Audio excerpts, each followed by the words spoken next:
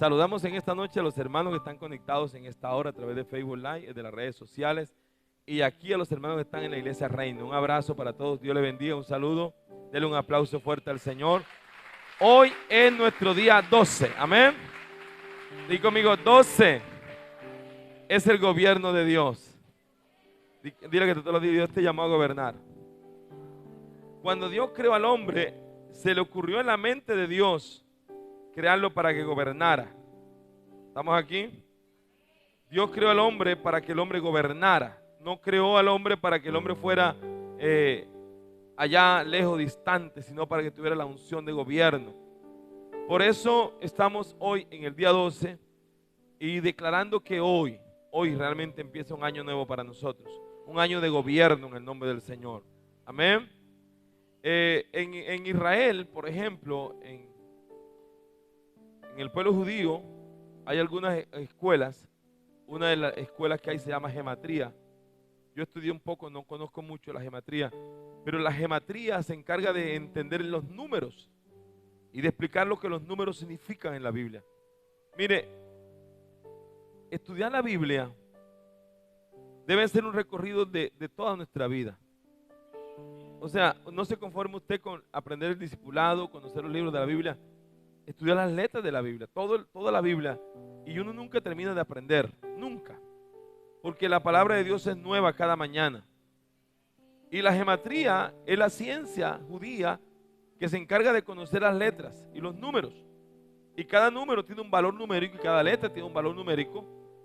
Por ejemplo, usted va a encontrar que en Génesis 1:1, Bereshit, capítulo 1, versículo 1, Bereshit significa el principio de todo, hay una letra que se repite 7 veces, que es la letra Aleph. La letra Aleph, que es una letra hebrea, tiene un valor numérico de 1000. Por eso se dice que la tierra está creada para vivir 7000 años. Ya empezamos el año 6000. Faltan 7 años para el año 6000. Por eso se dice que proféticamente podemos estar empezando los 7 años de la gran tribulación para empezar el año del milenio, los 1000 años de milenio, que se excluyen de la temporada donde el hombre vive en la plenitud. O sea, realmente según esta profecía que estudia la gematría, nos quedarían 7 años de vida útil en la tierra para que venga el milenio, o pase algo catastrófico, o suceda algo increíble que es la venida del Señor. No estoy afirmándolo, pero tampoco lo estoy negando. Estoy diciendo que eso es lo que enseña la gematría. La gematría enseña a entender el valor numérico de los números, el valor de las palabras, el valor de las letras. Y una de las cosas que el Señor dice en Génesis 1, dice: en el principio creó Dios los cielos y la tierra. La palabra crear que Dios usa es la palabra bará. Significa crear algo de la nada. Porque lo demás, cuando Dios empieza a crear la luz y dijo la luz, la palabra que se usa es taré. O sea, hacer lo que yo había hecho antes. Hay un cambio, un juego de palabras que provocan algo, que producen algo. Lo que quiere decir con esto es que Dios hizo todo lo que vemos de un solo elemento. Se llama la nada. Levante su mano derecha, di conmigo: Dios hizo al mundo de la nada. ¿Cómo, hermanos? Ahora, dile que tú a veces dices que no tienes nada. Dile a 2 o 3. Tú a veces dices que no tienes nada. Ahora dile: si tú no tienes nada, ese es el material de Dios para un milagro. Levante la mano derecha y di conmigo: la nada es el material de Dios para un milagro. Alguien dele un aplauso al Señor. La nada es el material de Dios para un milagro. Dios hizo al mundo de ese material que se llama nada. Es más, porque en el cielo el cero no es como en la tierra. En la tierra usted dice que no tiene nada y no tiene nada.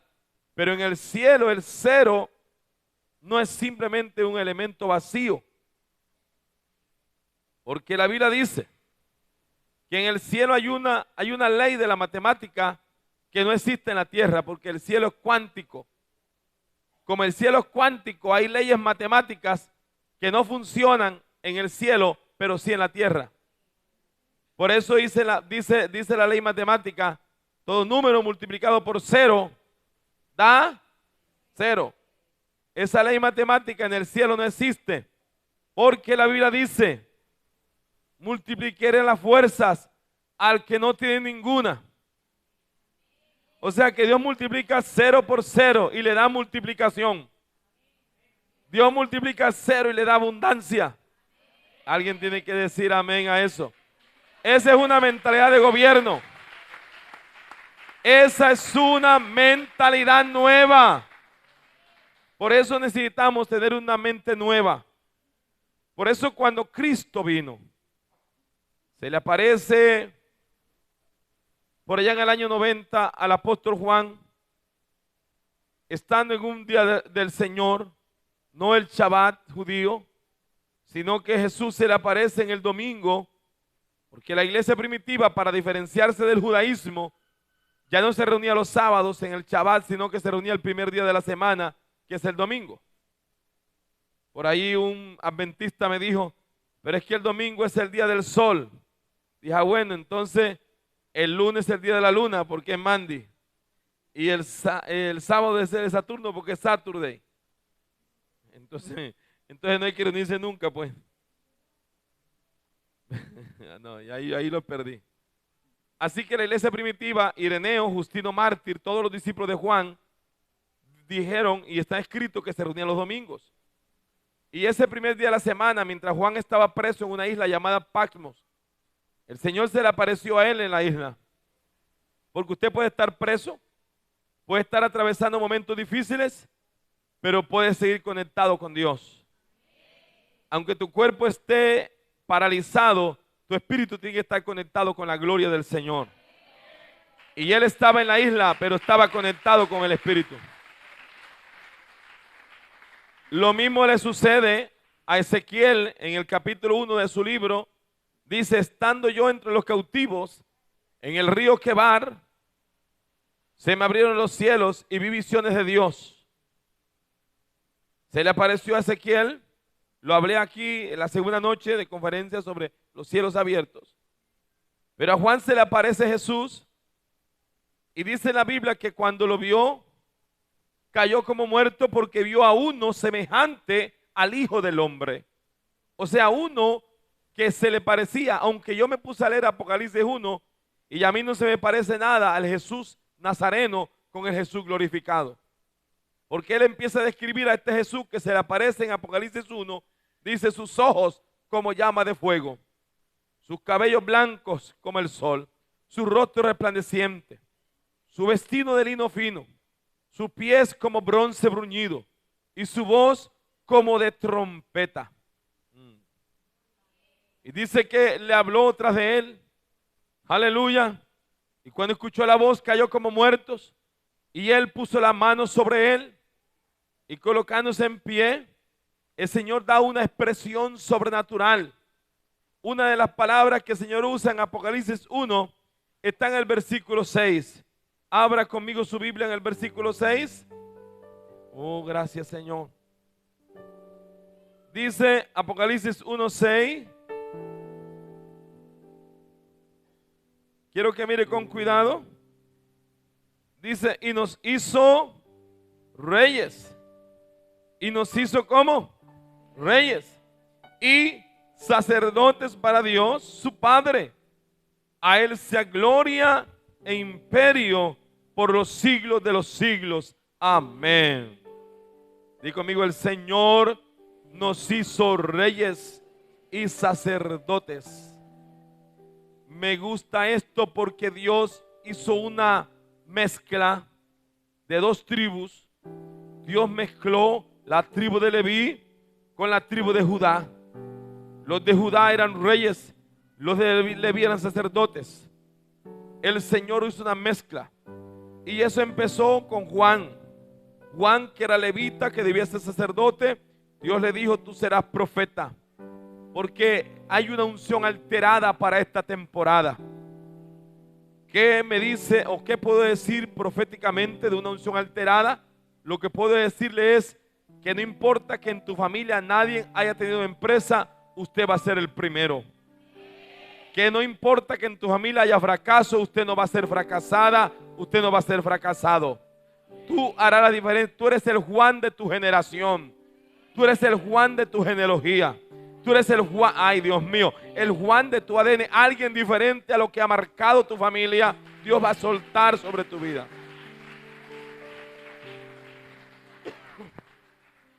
O sea, Dios se va a glorificar en gente común y corriente.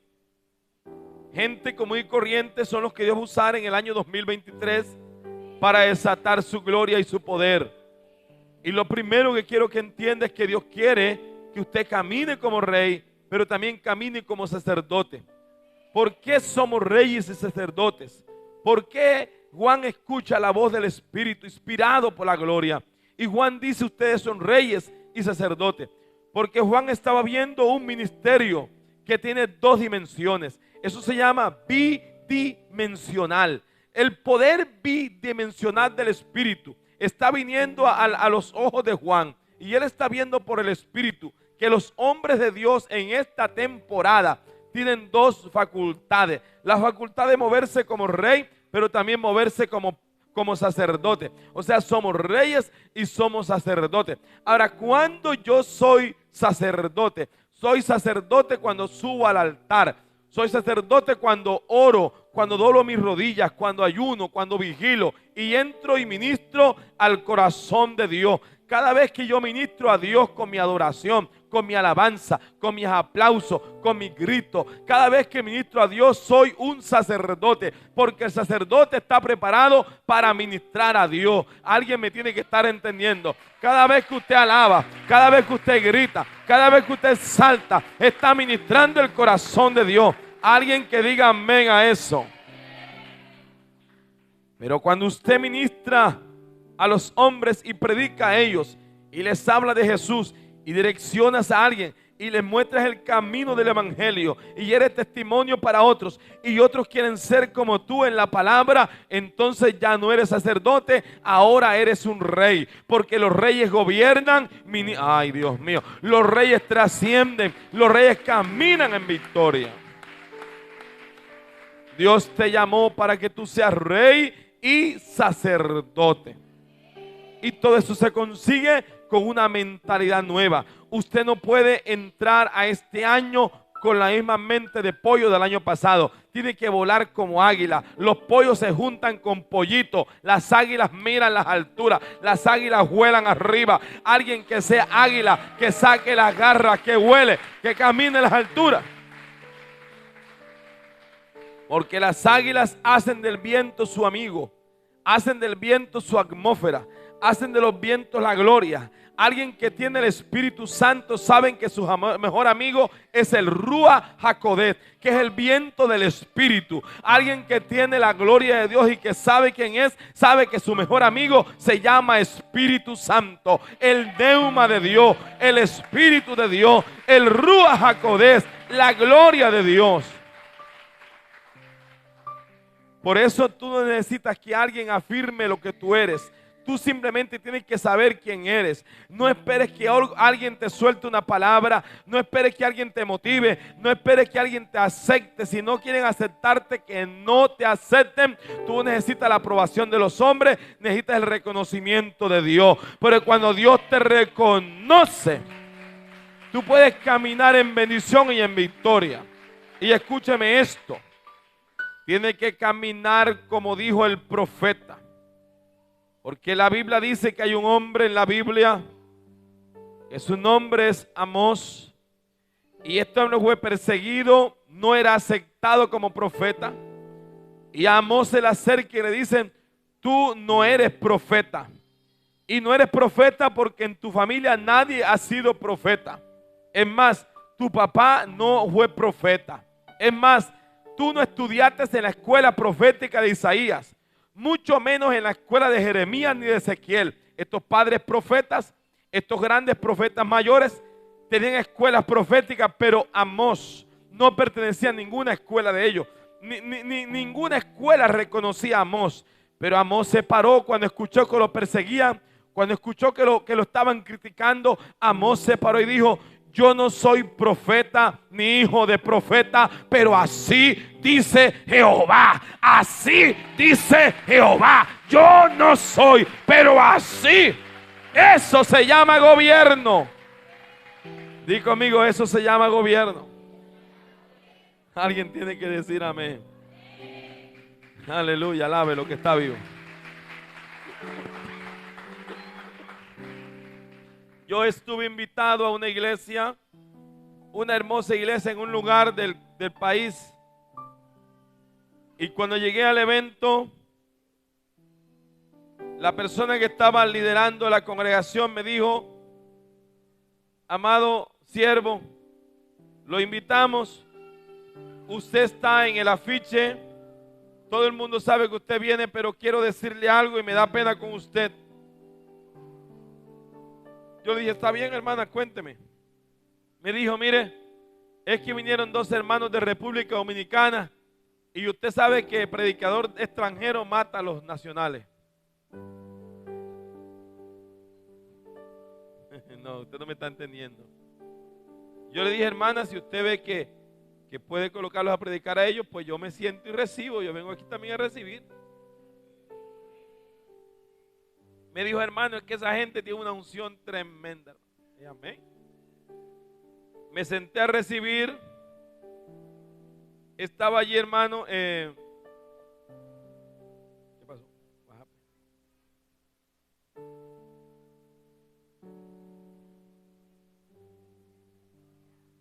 Me senté a recibir el viernes por la noche. El hombre se sube a la tarima con una voz de trueno. En eso me ganan los predicadores. Un predicador por ahí me dijo: usted no debe ser predicador porque no tiene voz de predicador. Dije: no tengo voz de predicador, pero tengo el Espíritu Santo. Porque los predicadores no lo hace la voz, lo hace el Espíritu. Entonces el hombre se paró con una voz de trueno y dijo: esta noche algo tremendo va a pasar. No pasó nada. La pastora me dijo: pastor, mañana también predican ellos. Gloria a Dios. Al día siguiente predicó el otro. Y mire, y muchos de esos predicadores se ponen apodos extravagantes. Se ponen fulano, chispa y fuego. Fulano, Pedro, candela. Fulano, el seguidor de la antorcha. Humo, no sé qué y fuego. Y ahora usted lo ve por las redes sociales. Así que todos tenían nombre de candela. Me hizo acordar a la gran evangelista internacional Dina Santamaría. Dina Santamaría es una mujer terrible en el evangelio. La invitaron a predicar a España. Y cuando fue a España había multitudes de pastores y todos se presentaban y decían: buenas noches, yo soy el obispo fulano de tal. Buenas noches, soy el obispo fulano, soy el apóstol fulano, soy el obispo Pedro, el obispo César. Todos eran obispos. Cuando le tocó subir a Dina Santamaría a la tarima, una mujer pequeñita de estatura pero grande en el Señor, se paró y dijo: buenas noches, yo no tengo título, pero soy la avispa Dina Santamaría.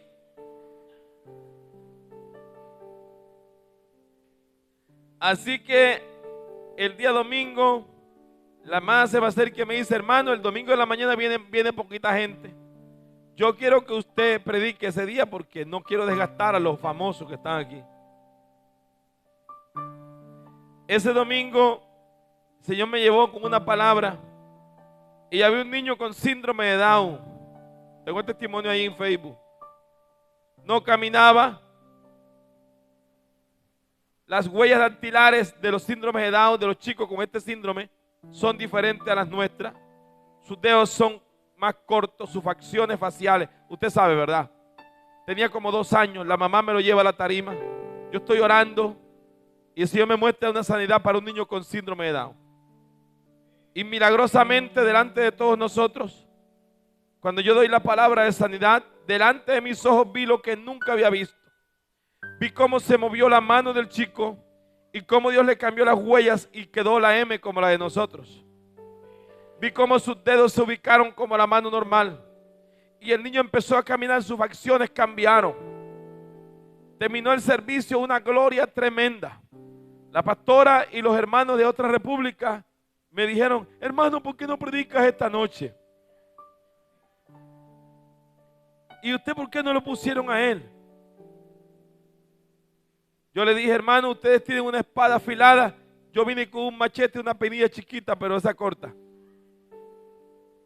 Lo que te quiero decir es que usted tiene que reconocer cuando Dios está con usted. Eso se llama gobierno. Y usted como creyente debe darse el valor en el espíritu. ¿En qué sentido? Dice el apóstol Pablo, nadie tenga más valor del que debe tener.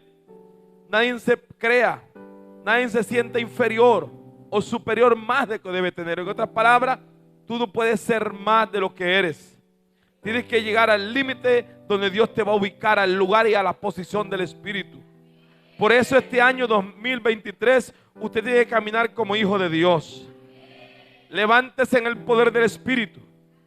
Yo recuerdo en una temporada mi esposa y yo estuvimos invitados a la ciudad de Guayaquil, Ecuador. Fuimos a una gran iglesia y estábamos con una gran amiga mía profeta. La primera noche nos apareció el diablo en la tarima. Una mujer con el espíritu jezabélico tomó un palo en la mano, un árbol grande, un pedazo de madera. Se paró en el altar y se parecía como si fuera un torero. No nos dejó predicar, se puso furioso y dijo que no subíamos al altar. Y nos dijo que la próxima vez que estuviéramos allí, ella iba a hacer algo que nos iba a doler muchísimo.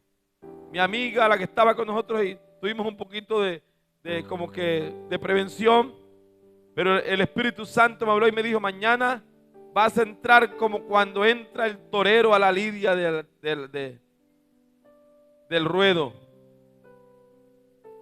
Así que yo me quedé en el carro con el grupo de seguridad y le dije, cuando me llamen para la tarima, me avisan porque me bajo del carro para la tarima. La mujer dijo que si subíamos nos levantaba garrote, porque estaba endemoniada, una pitoniza. Cuando escuché que mencionaron mi nombre, me bajé del carro, abrí la puerta, pasé por encima de los huyeres, no miré a nadie, tenía en la mano inalámbrico, subí a la tarima. La primera que estaba en el piso era esta mujer, bajo el poder de Dios. ¿Sabe por qué? Porque usted no necesita que alguien lo reconozca cuando tú sabes que Dios está contigo. Porque esto es una temporada de los 12. El 12 es una etapa de gobierno. El 12 es un número, ay Dios mío, es un número de gobierno.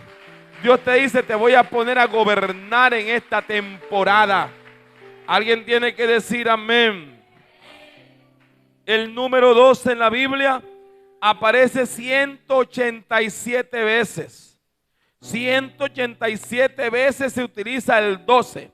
Y cada vez que se usa el 12, habla de gobierno, de poder, de autoridad, de jerarquía, de justicia, de alguien que tiene el poder para guiar a otros. Así que si hoy es 12 y estamos orando por diciembre y estamos declarando 12, entonces tengo que decirle que se acelerará tu gobierno desde hoy, en su casa, ay Dios de la gloria.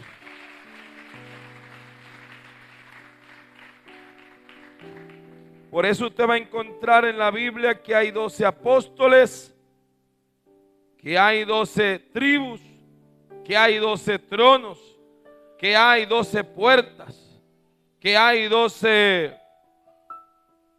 cestas de pedazos que vaciaron ayer. Explicamos lo de los 5,000, 12 cestas llenas, 12 frutos del árbol de la vida, 12 piedras preciosas, 12 perlas. Alguien me tiene que estar entendiendo.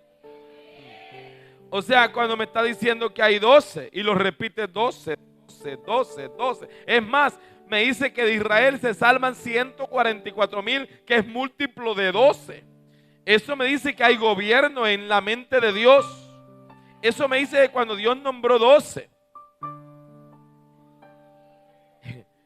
Y escúcheme esto, que esto es más glorioso. Cuando Jesús usó la palabra apóstol, la palabra apóstol la prestó de la cultura griega y de la cultura romana.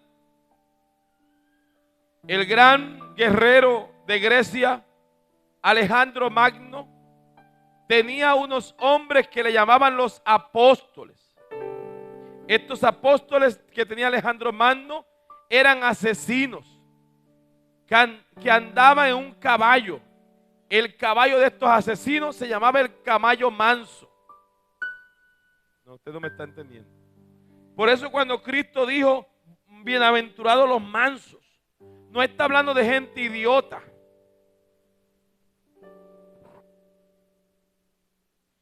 Cuando Cristo usó la palabra manso, la usó con relación a Grecia. La usó con relación a los caballos de Alejandro Magno, diciendo, ustedes son esos caballos mansos. Y el caso de los caballos mansos que estaban adiestrados, que no usaban freno, estaban conectados con el jinete, de tal manera que el jinete tenía las manos sueltas para combatir y el caballo mataba con los pies, con las patas, con la boca, con la cola, con todo. Eran caballos asesinos. Eso se llama gobierno. Así que nunca Jesús usó la palabra manso para que usted diga, ay, es que tengo que ser mansito. Se usó para que ejecute la violencia del reino.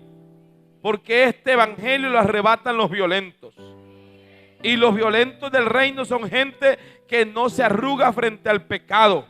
Que no importa que le digan, ay, ahora tú te volviste cristiano y por eso es que no tomas. Yo no tomo porque soy un manso, porque soy un caballote del reino, porque tengo el jinete encima. Ese rey de reyes que en su muslo derecho dice alfa y la omega, el principio y el fin.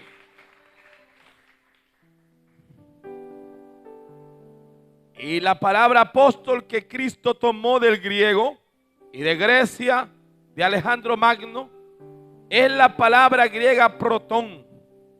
La palabra protón es lo que significa en el griego apóstol. Un apóstol es un protón que tiene energía positiva. Por eso nunca un apóstol te va a dar un consejo negativo. Siempre te va a decir tú puedes. Siempre te va a decir usted es un victorioso. Por eso un consejo apostólico es diferente a un consejo pastoral y a un consejo profético, a un consejo de maestro, a un consejo evangelístico. Porque los 5 ministerios tienen un encargo, una encomienda y un oficio que tienen que determinar la gloria del Señor. La palabra protón, que este hombre Alejandro Magno usa, se refiere a un hombre que le enviaba a conquistar las naciones enemigas.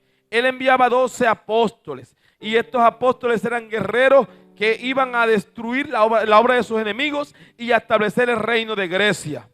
Pero años más tarde, cuando Grecia cae y todo el poder del ejército de Grecia cae, solamente queda funcionando las letras griegas que se llama el poder de la helenística o la helenística griega. Cuando Cristo vino, Grecia había decaído su poder militar, pero gobernaba a través de las lenguas y el arte. Por eso había la helenística griega. Por eso el Nuevo Testamento se escribió en griego cocto. Pero cuando se acaban los grandes guerreros griegos y el gran ejército de Alejandro Magno, entonces Roma, que sube al poder, este imperio romano, usa también prestado de Alejandro Magno la palabra apóstol. Y la palabra apóstol que usa Roma, la usa diferente como la usó Grecia. Grecia la usó para matar y destruir sus enemigos, pero de una manera violenta. Pero el César dijo, si yo envío 12 apóstoles a destruir ciudades, me cuesta muchísimo sacrificio. Van a morir soldados, va a morir gente en el camino. Así que él dijo, ustedes se van a llamar apóstoles, pero no tendrán armas, no tendrán uniforme, no se vestirán de soldados. Ustedes serán civiles y tendrán profesiones. Necesito que un apóstol se prepare y sea abogado, y sea médico, y sea profesor, y tenga una tienda, y tenga un consultorio, y tenga una farmacia, y vaya y se meta a un país que no es conquistado por nosotros. Se vaya, por ejemplo, para cualquier lugar de Italia, para cualquier lugar de España, y monte una tienda, y cuando esté allí y llegue a ese país que no es romano, que no está bajo el poder de Roma, entonces cuando se estén cortando el cabello con aquel que era apóstol, pero no uniformado sino civil, el apóstol estaba cortando el cabello y le preguntaban, ¿cuánto vale el corte? Vale 20,000 pesos. Pero si vivieras en Roma, allá es gratis, porque allá el César nos regala los cortes de cabello. Eso estaba haciendo el apóstol. Estaba consultando al enfermo y le decía, Yo conocí en Roma lo que hacían los médicos allá. ¿Qué hacían los médicos? Esta operación que te vale $10,000 en Roma es gratis. O sea, Roma convirtió la palabra apóstol para gobernar, cambiando la mentalidad. Y entonces cuando ya los apóstoles hacían su trabajo psicológico entre la gente, y la gente decía, ay, ojalá no gobernara Roma. Entonces el apóstol mandaba un espía diciendo, dígale a César que puede venir a atacar la ciudad porque esta gente está lista para entregarse. Entonces César movilizaba al ejército y llegaba y rodeaba y sitiaba la ciudad. Y el gobernador de esa ciudad decía, a defenderse. Y todo el mundo decía, no nos vamos a defender, quédate solo, porque nosotros queremos ser romanos, porque hay unos hombres aquí que se llaman apóstoles, que nos hablaron que en Roma nos va bien.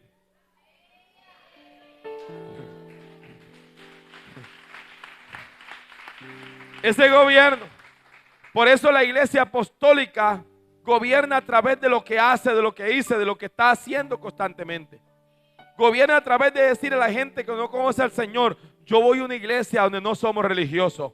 Yo voy a una iglesia donde tú te puedes ir con ese mocho viejo, con esa ropa como sea, y nadie te critica. ¿Sabe por qué? Porque ya Dios mira el corazón. Yo voy a una iglesia donde no te miran por la ropa que llevas puesta, si eres pobre o rico. Yo me congrego en esa iglesia.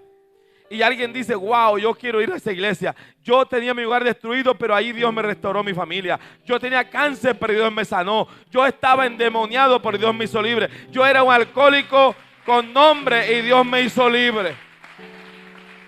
Ese es el poder apostólico. Cuando la gente te pregunta este año, ¿tú por qué eres bendecido? ¿Por qué tienes ese empleo? ¿Por qué Dios te prosperó? Porque tengo una unción apostólica. Soy un conquistador. Tengo la gloria. Camino por encima de la dimensión del Espíritu. Me muevo en una temporada mayor. Es más, a mí no me mueven las circunstancias. Yo muevo las circunstancias. Yo camino sobre el agua. Yo camino sobre el agua. Todos miramos a Pedro y lo criticamos porque negó a Jesús, pero nadie habla de Pedro como aquel hombre que caminó sobre las aguas. Pero no solamente caminó sobre las aguas, sino que la Biblia dice, o si lo dice y no lo dice, no sé si lo dice, pero puede que lo diga y yo no sepa que lo digo. Pero sí puedo decirle que Jesús llegó a Pedro y Pedro estaba cerca de Jesús, pero cuando miró los vientos se empezó a hundir. Y dice la palabra que Cristo le extendió el brazo y lo sacó del agua. Y entonces en ninguna parte dice lo que voy a decir, pero como no lo dice, pero yo puedo decirlo porque tengo el permitido decirlo, tengo que decirlo también. En ninguna parte dice que Jesús cargó a Pedro. Eso me dice que Pedro llegó a la barca caminando. O sea que el problema no fue que se hundió. La bendición estuvo en que de la mano de Cristo volvió caminando sobre el agua. Él tuvo dos caminadas sobre el agua, una sin Jesús y la otra con Jesús. Con Jesús nunca se hundió. Volvió al... ¡Ay, Dios de la gloria! Usted no me está entendiendo.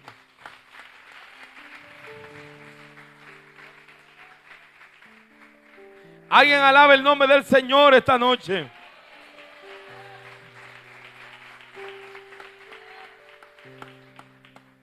Por eso hay una dimensión donde tú tienes que caminar en esa atmósfera. Porque tú puedes procurar caminar sobre las aguas sin Jesús, pero es mejor caminar de la mano de Jesús. Y la gente tiene que entender lo que dice Hebreos capítulo 1, versículo 1. Dice, Dios, habiendo hablado muchas veces y de muchas maneras a los hombres por los profetas, en estos tiempos nos ha hablado por el Hijo, el cual fue constituido heredero de todo, y quien hizo todas las cosas, y quien sustenta todas las cosas con la palabra de su poder. Es la palabra la que nos sostiene. Por eso el profeta Isaías describe diciendo, no volverá ninguna palabra de mi boca. Ninguna palabra que sale de mi boca no volverá a mí vacía, sino que hará todo lo que le envié, gloria a Dios, sino que hará todo lo que le envié, no volverá vacía. Por eso cuando tú caminas con la unción de gobierno tienes que entender que lo que hablas es un decreto. Tienes que entender que lo que hablas se va a gestar estar en el mundo espiritual, empieza a encapsular, es una semilla. El apóstol Juan en la segunda carta y en la tercera carta dice: ustedes tienen la simiente del Padre. La palabra simiente es la palabra griega semeión, que significa tienen el semen de Dios. Dios nos embarazó con su semen, con los espermas del Espíritu. Por eso hay una palabra que es espermática. Ay, Dios mío, la palabra espermática te embaraza, y te embaraza por el oído esta noche.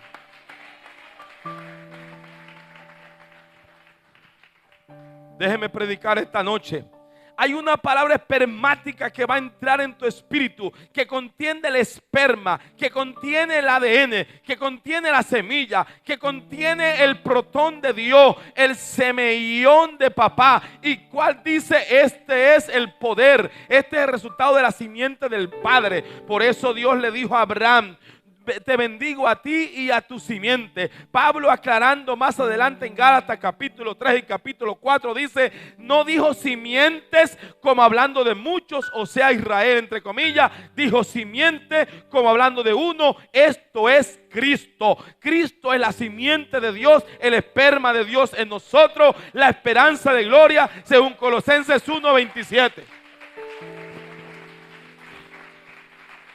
Ese semen de Dios, ese esperma de Dios en nosotros, viene y está esta noche pululando en el espíritu de esta iglesia hoy.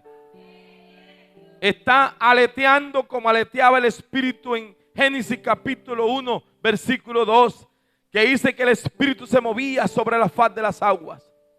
El escritor da a entender que era como la gallina incubando el huevo de la creación. El Espíritu estaba calentando el agua para producir vida. Así esta noche está pululando la gloria en este lugar para inyectarte un nivel de fe mayor. Porque la iglesia, el reino, es el único lugar donde te embarazan por la oreja. Usted vino aquí a que lo embaracen por la oreja. Alguien tiene que decirle: hoy te embarazan por la oreja.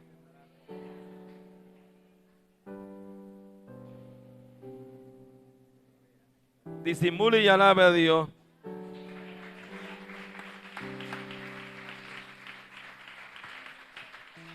¿Cómo así, pastor? El ejemplo está en la hermosa Virgen María.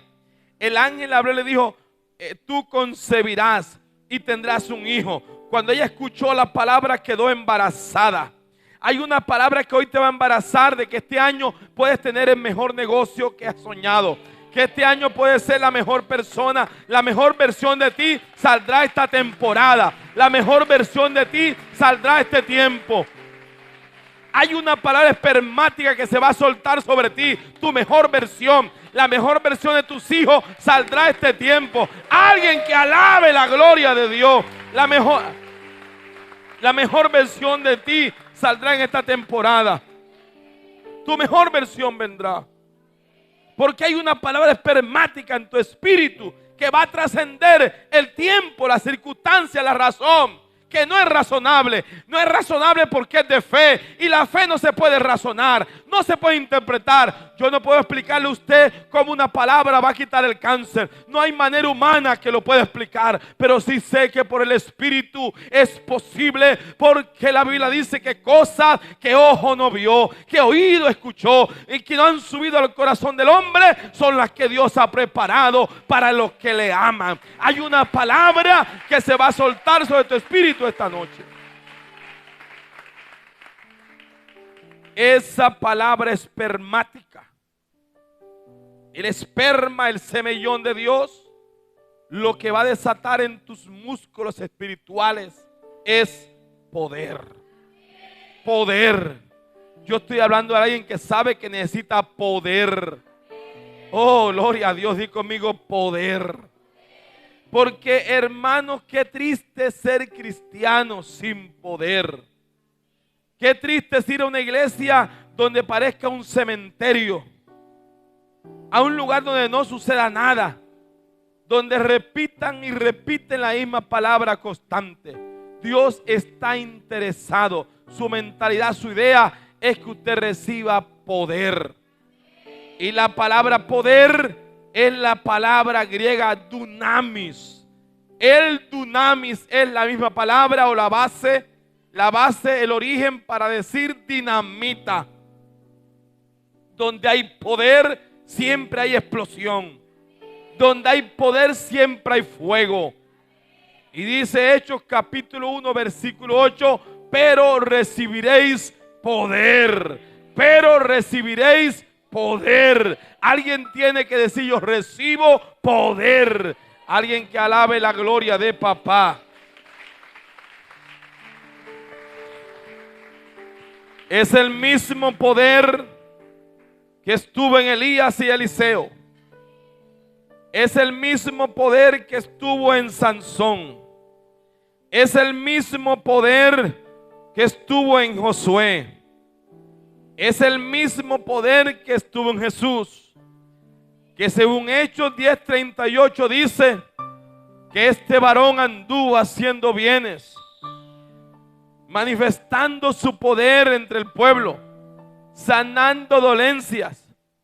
Y él explica, el doctor Lucas explica diciendo: porque el Espíritu de Dios, dice, ¿cómo? Hechos 10:38 dice, cómo Dios ungió con el Espíritu Santo a Jesús Nazareno, y cómo él anduvo haciendo bienes, aleluya, y quitando toda dolencia y toda enfermedad, porque Dios estaba con él. Cómo Dios anduvo, cómo Cristo anduvo haciendo bienes. ¿Y sabe por qué estuvo haciendo bienes? Porque el Espíritu Santo estuvo con él. Allá en la eternidad hubo una reunión antes de nosotros, antes de Adán, una reunión preadámica. No estaban los ángeles, no estaban los sefirot, no estaban los nefilines, no estaban los arcángeles, no estaban los serafines. Estaba Jehová, estaba el Hijo y estaba el Espíritu Santo. Y en esa eternidad el Padre dijo: voy a crear el mundo, ustedes van a hacerlo conmigo. Voy a poner ahí un hombre que será semejante a nosotros. El hombre va a fallar y va a pecar porque él conoce la presencia de Dios, sabía que eso iba a pasar. Y él dijo: cuando el hombre falle, ¿qué vamos a hacer con él? Jesús dijo: si el hombre falla y peca, yo voy a salvarlo, pero con una condición: que el Espíritu me acompañe. Espíritu, tú me acompañas. Y él dijo: tú te adelante y yo llego allá. Y a los 30 años Jesús estaba en el Jordán y llegó el Espíritu Santo, y solo Juan lo vio, nadie más lo vio. Juan lo vio porque era testimonio para Juan. Dice: yo le vi como paloma, y cuando le vio como paloma, yo escucho la eternidad de Dios, hablando el Espíritu al oído de Jesús, diciendo: ya llegué, esta historia va a cambiar, porque vas a recibir poder. Si el Espíritu Santo llega a tu vida, tú recibes poder. No hay demonio que no pueda salir, no hay maldición que no pueda romperse, no hay enfermedad que no pueda sanarse, porque tú vas a aprender a gobernar. Por eso Hebreos dice: Él sustenta todas las cosas con la palabra de su poder. O sea, María no tenía el bebé tenía a María, porque ese bebé es la palabra de Dios, y Él sostiene todo con la palabra de su poder. O sea que el agua no sostenía a Jesús, Jesús sostenía el agua, porque Él es la palabra de Dios. Lo dice Juan capítulo 1 cuando dice: en el principio era el Logos, la palabra, y la palabra estaba con Dios, y la palabra era Dios. Y en el verso 14 lo describe diciendo: y aquel verbo, aquella palabra se hizo carne y habitó entre nosotros, y vimos su gloria, gloria como del objeto del Padre, lleno de gracia y de verdad. Su palabra es Cristo en nosotros, como dice Colosenses 1:27, esperanza de gloria. Por eso el 26 dice: el misterio que había estado oculto de siglos y edades, pero que ahora ha sido revelado a sus santos. Ese misterio es el poder de Dios en nosotros, es Cristo en nosotros, gobernando en nosotros, no solo gobernando en nosotros, sino a través de nosotros. Por eso Pablo determina en una de sus cartas diciendo, en la carta de Corintios dice, el que se une a una ramera, un espíritu es con ella. Pero el que se une al Señor, un espíritu es con Él. Viene la temporada de gobierno. Mientras el mundo cavila entre dos pensamientos, mientras la gente pueda andar con dolores y afanes, usted puede decir, Dios me llamó para gobernar. Él no me llamó para estar preso en las cortes de Faraón. Él no me llamó para estar metido en una cisterna. La cisterna me catapulta al palacio. Él no me llamó para sufrir en calumnia por la esposa de Potifar. Él me llamó para vestirme como gobernador en las cortes de Faraón. Él no me llamó para que muriera metido en una canastilla de junco tirado al río Éufrates, al río Nilo. Por algo Fúa me cuidó cuando nací. Por algo la partera no me mató. Porque la partera no conocía el futuro, pero papá sí. Por algo, aunque estudié en Alejandría y aprendí a hablar egipcio y dibujaba jeroglíficos en las pirámides, no me llamaba la atención los jeroglíficos. Me llamaba la atención un pueblo llamado los hebreos. Porque en la sangre mía tenía un ADN que yo no sabía que era hijo de una israelita. Por algo me pusieron Moisés. Aunque al principio no lo entendí, después supe que aunque podía vivir como hijo de Faraón y ser el siguiente Faraón en la línea, tuve que romper el origen humano para meterme en el origen del espíritu, porque estaba impregnado del esperma de la gloria, del poder. Porque tenía una asignación en mi esencia.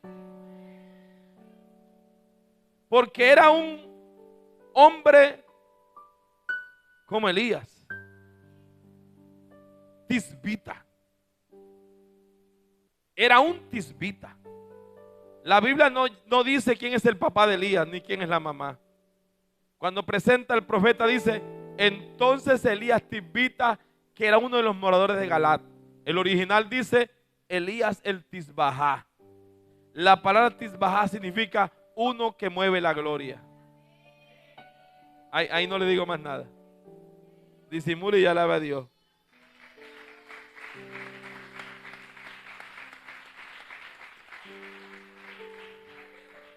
Un tisbita mueve la gloria. Te puedes parar donde sea, como dice la gente en Puerto Rico, el gallo canta donde sea canta. No necesita un palito para cantar, el gallo canta donde quiera cantar. Cuando tú tienes la unción de Elías, tú mueves la gloria donde te metas. En el negocio, en el trabajo, en el almacén, en la escuela, donde sea. Vas caminando, la gloria va contigo. Porque eres un tisbita, eres un tisbajá. La gloria mueve los merkebá de Dios, mueve los carros de Dios, mueve la esencia de Dios. Padre, gracias. Lo entiendo. Tengo una asignación, tengo en mi espíritu, tengo un esperma divino. La gloria tuya, papá, tu esencia en mí. Te bendigo en esta noche, usted que está conectado. Ruego que la atmósfera que está aquí esta noche caiga sobre usted. Ruego que la palabra que hemos soltado se encapsule su espíritu. La compartas con alguien porque alguien necesita entenderlo. Ruego al Espíritu de Dios que te desafíe a profundizar más en este tema y que usted reciba la gloria del Señor. Padre, yo te pido por las multitudes que están viendo este video, que tú les toques ahora, que caminen en otra dimensión, en la dimensión del Espíritu. Amén. Amén. Te bendigo en el nombre de Jesús. Comparte el video con alguien. Escúcheme.